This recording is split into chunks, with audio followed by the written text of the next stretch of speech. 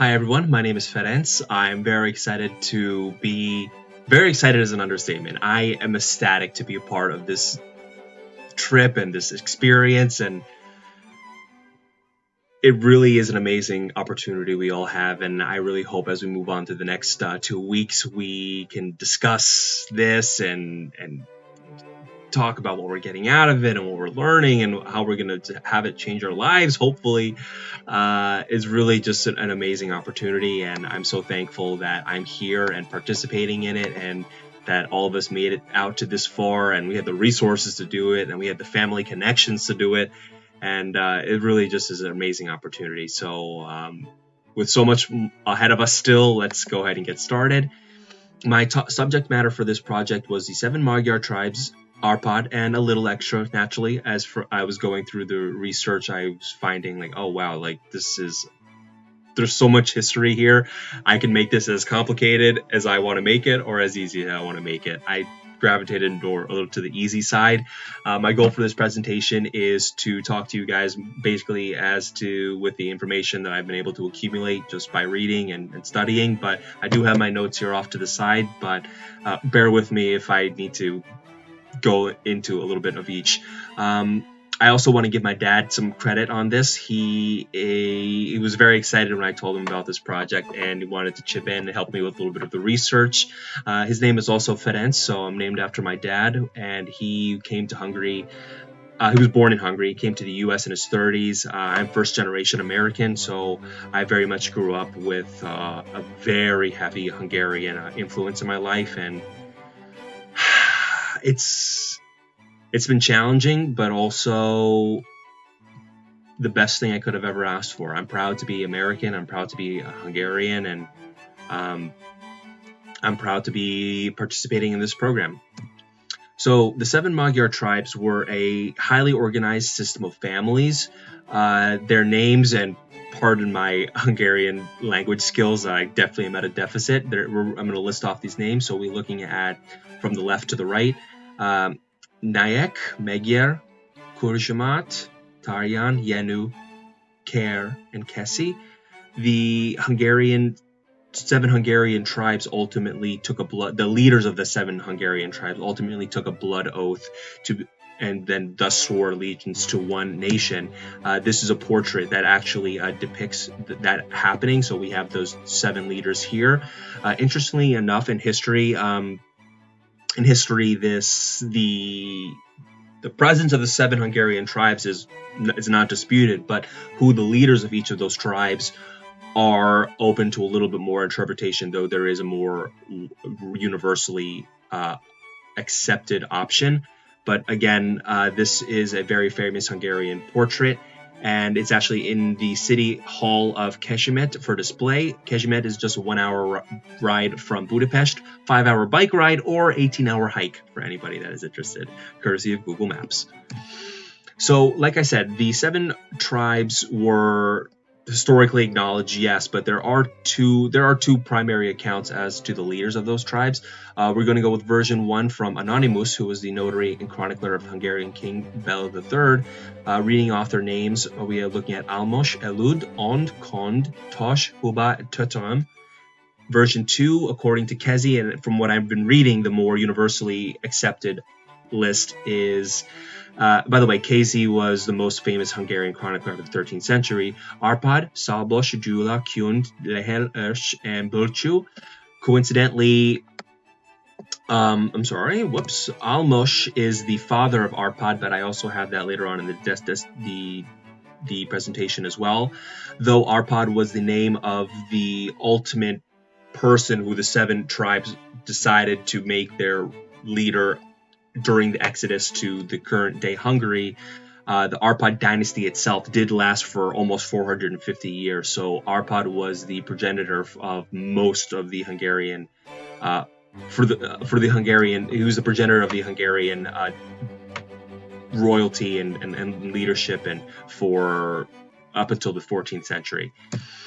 Speaking of the 7 Magyar tribes, this is the Millennium Monument, also in Budapest, Hero Square, that depicts the 7 tribe members surrounding this pillar with St. Stephen on the top and other Hungarian notable Hungarian people in these columns in between. I personally took these photos as I have been to Hungary about a half dozen amount of times, though at much younger ages. And I will say one of the things I'm excited about this trip is that at my current age and level of maturity, I like to think that I appreciate history. I'm ready to assimilate my roots into my day-to-day, and just from working on this project, I've had moments of pride where, wow, the Hungarian people are really impressive, and I have that inside of me, and I hope we all start to feel that more and more throughout the coming days of these trips. My personal favorite picture is the one on the left. I took this leaving one of the spas that's very popular spas close by in the area. And the way the sun was setting, I just needed to take that picture. So that was a very beautiful documentation of the moment. This is a picture of me at the actual monument, though I did climb the thing, which probably may not have been in good taste, but whatever. It worked for the project. And as you can see, these statues, though you couldn't really tell from the other pictures, are huge. And the entire monument is huge, and just to walk around the entire thing takes a couple minutes. Speaking of Arpad was at the front of the pack. So as you enter the monument on the main entrance, again you can just walk. There's two sides where you can enter, but through the main way, Arpad is the first one in front of, facing the same direction as Saint Stephen at the top of this pillar here. By the way, the Millennium Monument that we're looking at was built to symbolize the 1000th anniversary of the founding of Hungary, which is universally accepted to be 896, where the 7 Hungarian tribes were led by Prince Arpad into Hungary and eventually settled there.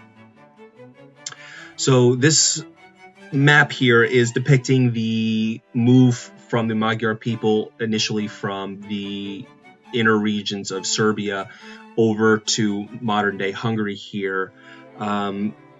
The pastures were the lifeblood of these people. Pastures were absolutely essential to raising their prized possession, horses. The initial move over into Europe from where they originally were nomadic was initially taken through by the military. So they mostly left civilians in the eastern region of this map here. One of the reasons that the Hungarians ultimately were pushed and decided to make this exodus was that Hungarian warriors were often being paid as mercenaries and going around plundering, which left the general civilian population open to threats. So that was a big reason in terms of them actually moving. Again, a map kind of just showing where, kind of outlining the Hungarian homeland just between the Carpathian Basin. Again, an area of a lot of pastures as well as woodlands that really serve as a double sanctuary for summertime as well as winter. Obviously, people in the winter, they need forests and wood to survive and things to burn, versus in the summer they needed more of open pastures for their livestock. As the Hungarians made their way over into current-day Europe, this is a picture of the main migration checkpoint in Ukraine, the Eastern Carpathian Mountains.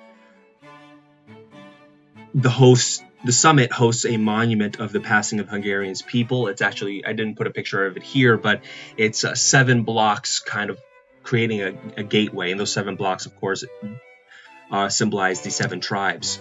As the 7 tribes became their identity became more singular, the Turtle bird became a symbol of their arrival on the European scene. This bird is a symbolic representation of their nomadic way of life. According to the legend has it, the outriders of the clan spied the turtle bird landing on a hilltop not far away from the Danube, and it dropped its sword at that time, and that became the sword that marked current-day Hungary and the Magyars' new homeland. occupying their homeland at first. They originally settled into the Carpathian Basin and started running military campaigns to accomplish one of two things: to figure out the powers west of them, but also to ward off any incursions into their new home in the Carpathian Basin. Military success of the Magyars was very successful due to their light cavalry tactics, strength and ruggedness from their previous way of life, as well as a general discipline among the people. All over the plains, Hungarian burials have been found with a lot of different plunder that they have accumulated as far as Spain. So the Hungarians were really going all over the place and plundering and being paid mercenaries and fighting for people and accumulating wealth. One of the prayers that was often spoken at the time, which really kind of highlighted the Hungarian presence in Europe at that time, was prayers were ended with, "God, save us from the arrows of the Magyars." So pretty impressive. Speaking of religion and the Magyars were they absolutely were a pagan people, and throughout and later on in history became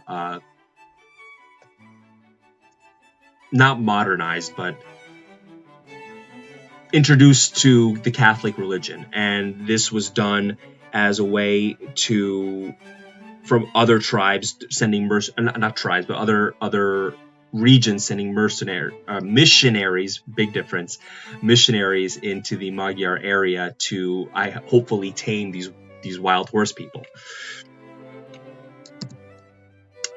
Moving on to Arpad, the actual Grand Prince of the Hungarians. Arpad was the person who the 7 tribes named the leader into the movement of current-day Hungary. As you can see here, he ruled from 895 to 907, where he ultimately died at 907. But Hungary is generally recognized that it was settled in 896, so just 1 year after he was named into ruler.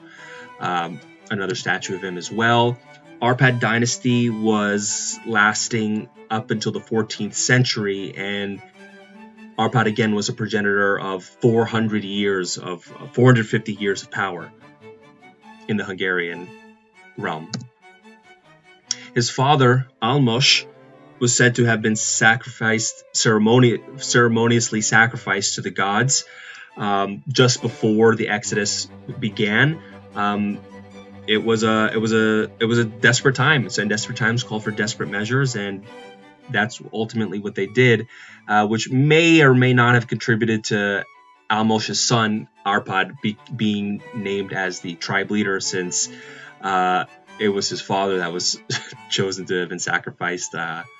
It's pretty intense, and again, I mentioned this at the beginning of the presentation. History is as complicated or as simple as you want to make it, and for the purposes of this presentation, I'm trying to keep it a little bit more simple. I also mentioned that Hungarians were a pagan people to begin with, but as they settled more into their Carpathian Basin home, missionaries were being sent from the Holy Roman Empire as well as the Byzantine Empire to hopefully calm the Hungarians down and create a way to have these people semi-assimilate to a way of life of not so much pillaging, because that was a big part of what they were doing during their nomadic time. Guys, I know I went over on my time, and it's been a pleasure speaking with you guys about this. It's hard to get all of this in one presentation, and it's so in depth, and it could be so. There's so much more out there that